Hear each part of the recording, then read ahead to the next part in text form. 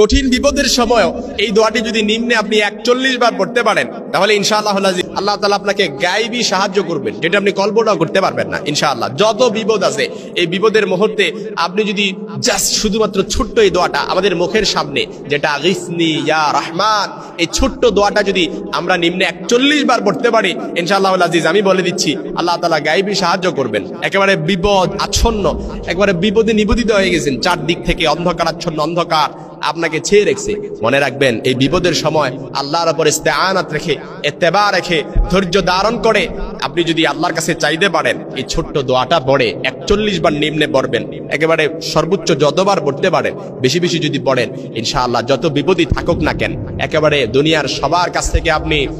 একেবারে সাহায্য পাওয়ার, আশা পাওয়ার, সহযোগিতা পাওয়ার আশা ছেড়ে দিয়েছেন, কিন্তু আল্লাহর কাছে পাওয়ার আশা আপনি ছাড়েন নাই। আল্লাহর উপরে ইত্তেবা রেখে, তাওয়াক্কুল রেখে আপনি যদি কন্টিনিউ নিম্নে 41 বার পড়তে পারেন ইনশাআল্লাহ আমি বলে দিচ্ছি আল্লাহ তাআলা গায়েবী সাহায্য করবেন। বিশেষ করে আমার জীবনে এরকম বহু ঘটনা আছে যে আমি আল্লাহ তাআলার কাছে দোয়া করার সময় আমার মনের ভেতরে কেন জানি আমি যখন কোনো দোয়া করি, আমি আল্লাহ তাআলার কাছে দোয়া করার সময় এটা মাথার মধ্যে চিন্তা রেখে দোয়া করি, ইনশাআল্লাহ আজিজ আমার দোয়াটা আল্লাহ তাআলা অবশ্যই কবুল করবেন। কেন জানি আমার মনে হয় আমি যখন দোয়া করি আমার কাছে মনে হয় যে আল্লাহ তাআলা আমার দোয়াটা, আমি যখন দোয়াটা যেই জন্য করছি অবশ্যই আল্লাহ তাআলা আমার দোয়াটা অলরেডি কবুল করে দিয়েছেন। আমার কাছে এটা অলরেডি মনে হয়। এই জন্য কেউ যখন দোয়া করে তার ভেতরে যদি থাকে যে আল্লাহ তাআলা অবশ্যই আমার দোয়াটা কবুল করবে, শায়খ নবীজি সাল্লাল্লাহু আলাইহি সাল্লাম বলেছেন দোয়া কবুল হওয়ার প্রাথমিক আলামত এবং শর্তই হচ্ছে বান্দা যখন দোয়া করে তার মনের ভেতর এই ইত্তেবা রাখবে, এই তাওয়াক্কুল রাখবে যে আমার দোয়াটা অবশ্যই আল্লাহ তাআলা কবুল করবে। আর আপনি যখন দোয়া করেন আপনার ভেতরে যদি এটা চিন্তাধারা থাকে, এই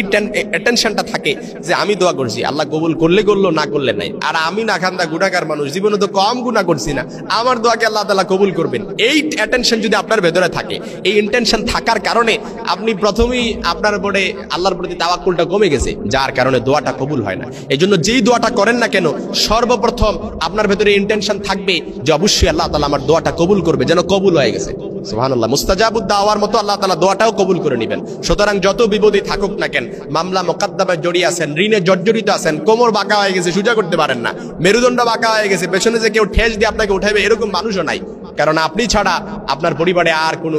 অভিভাবক কেউ নাই। মনে রাখবেন কেউ অভিভাবক না থাকলেও আল্লাহকে অভিভাবক মেনে বিপদের সময় কঠিন মুহূর্তে আপনি যদি আগিসনি ইয়া রহমান এই দোয়াটা 41 বার পড়তে পারেন ইনশাআল্লাহ আজিজ, ঋণে জর্জরিত আছেন ঋণ মুক্ত করে দিবেন, বিপদে জর্জরিত আছেন বিপদ মুক্ত করে দিবেন, অভাব অনটন সবকিছু আপনাকে ছেয়ে ফেলেছে, কষ্টে হতাশায় দুঃখ কষ্টে এমন ভাবে জীবন নিবেদিত হয়ে গেছে এই দুঃখ কষ্ট লজ্জায় কারো কাছে বলতে পারেন না, কারো কাছে সাহায্য চাইতে পারেন না। কারণ যদি সে ফকির হয়, কেউ যদি ফকির হয় সে কারো কাছে সাহায্য চাইলে পড়ে তার কাছে কোনো কিছু মনে হয় না, কারণ সে ফকির, তার ইজ্জত সম্মান বলতে কোনো কিছু নাই। কিন্তু আপনার তো সামান্য ইজ্জত সম্মান আছে, আত্মসম্মান বোধের কারণে এই দুঃখ কষ্টে জীবন নিবেদিত হচ্ছে, দুঃখ কষ্টে জীবন পার করতেছেন, কিন্তু লোক লজ্জার ভয়ে কারো কাছে বলতে পারেন না। মনে রাখবেন কারো কাছে বলা লাগবে না। আপনি যদি নিম্নে 41 বার দোয়া কবুলের সময়গুলোতে, বিশেষ করে জোহরের আগ মুহূর্তে, মাগরিবের আগ মুহূর্তে, আযান এবং ইকামতের মধ্যবর্তী সময়ে, বিশেষ করে তাহাজ্জুদের সময়, শেষ রাতে আপনি যদি আল্লাহর কাছে 41 বার এই দোয়াটি পড়তে পারেন, আগিসনি ইয়া রহমান, আগিসনি ইয়া রহমান, এই দোয়াটা পড়তে পারেন ইনশাআল্লাহ আমি মাজহারুল ইসলাম কনফিডেন্স এবং আত্মবিশ্বাসের সাথে বলতে পারি আল্লাহর হাবিব সাল্লাল্লাহু আলাইহি সাল্লামের কথাও কখনো মিস হতে পারে না। নবীজি সাল্লাল্লাহু আলাইহি সাল্লাম বলেছেন বান্দা যখন দোয়া কবুলের সময়গুলোতে আল্লাহকে এমন ভাবে ডাকে যে ডাকগুলো শুনলে পড়ে আল্লাহ তাআলা বান্দাকেও ফিরিয়ে দিতে লজ্জা পান। সুতরাং আপনি যখন দোয়া কবুলের সময়গুলোতে এই একেবারে ভ্যালুয়েবল দোয়াগুলো, গুরুত্বপূর্ণ দোয়াগুলো পড়ে পড়ে শব্দগুলো উচ্চারণ করে করে আল্লাহর কাছে দোয়া করতে পারবেন ইনশাআল্লাহ আজিজ, আল্লাহ তাআলা আপনার দোয়াটা কখনো ফিরিয়ে দিবেন না, সাথে সাথে কবুল করে দিবেন।